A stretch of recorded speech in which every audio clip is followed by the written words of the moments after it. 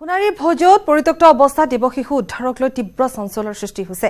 দিচাং নদীৰ দলঙৰ পাৰত উদ্ধাৰ হৈছে দেৱশিশুটি। দেৱশিশুটিৰ বয়স ৩ মাহ মান হ'ব বুলি অনুমান কৰা হৈছে। স্থানীয় ৰাইজে দেৱশিশুটি দলঙৰ কাষৰ হাবিত পৰি থকা অৱস্থাত প্ৰত্যক্ষ কৰে। পাছত কাকতিবাৰী আৰক্ষীয়ে উদ্ধাৰ কৰি শিশুটিৰ চিকিৎসাৰ ব্যৱস্থা কৰিছে। কোনো হৃদয়হীন লোকে এনে ঘটনা সংঘটিত কৰা বুলি প্ৰকাশ কৰিছে স্থানীয় ৰাইজে। এই সন্দৰ্ভত কাকতিবাৰী আৰক্ষীয়ে অব্যাহত ৰাখিছে অনুসন্ধান। এটি কণমানি শিশু উদ্ধাৰ হোৱা ঘটনা এতিয়া চঞ্চলৰ সৃষ্টি কৰিছে। নিশাৰ ভাগত উদ্ধাৰ হৈছে কণমানি শিশুটি। হৃদয়হীন কোনো লোকে এই কাণ্ড সংঘটিত কৰাৰ অভিযোগ উত্থাপন হৈছে। পিতৃ মাতৃৰ সন্ধান ইতিমধ্যে আৰম্ভ কৰিছে আৰক্ষীয়ে। আৰু এই কণমানি শিশুটি ৩ মাহ হ'ব বুলি স্থানীয় ৰাইজে অনুমান কৰিছে।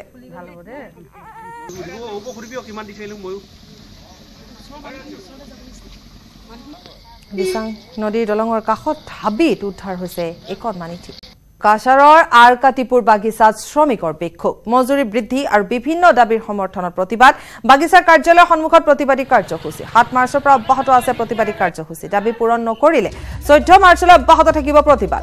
লগতে 23 মাৰ্চৰ পৰা বাগিচাৰ কাম বন্ধ কৰাৰো হুংকাৰ দিয়া হৈছে। কাছাৰৰ আৰকাতিপুৰ বাগিচাত শ্ৰমিকৰ বিক্ষোভ, মজুৰি বৃদ্ধি আৰু বিভিন্ন দাবীৰ সমৰ্থনত প্ৰতিবাদ সাব্যস্ত কৰা হৈছে।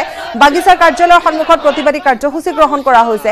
7 মাৰ্চৰ পৰা অব্যাহত আছে প্ৰতিবাদী কাৰ্যসূচী। দাবী পূৰণ নকৰিলে 14 মাৰ্চলৈ অব্যাহত থাকিব প্ৰতিবাদ। লগতে 23 মাৰ্চৰ পৰা বাগিচাৰ কাম বন্ধ কৰাৰো হুংকাৰ দিছে।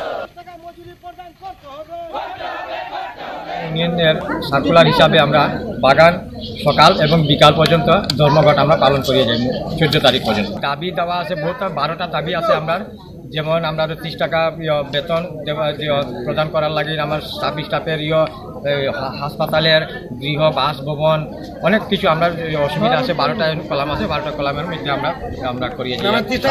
26 তারিখের পরে একটা আমরা মিটিং হইব। মিটিংয়ের পরে যদি আমরা চাই আমরা পাতি তোলা কাজ আমরা বন্ধ হইব, আদার যেটা কাজ আছে এটা আমরা চলাইয়ে যাই।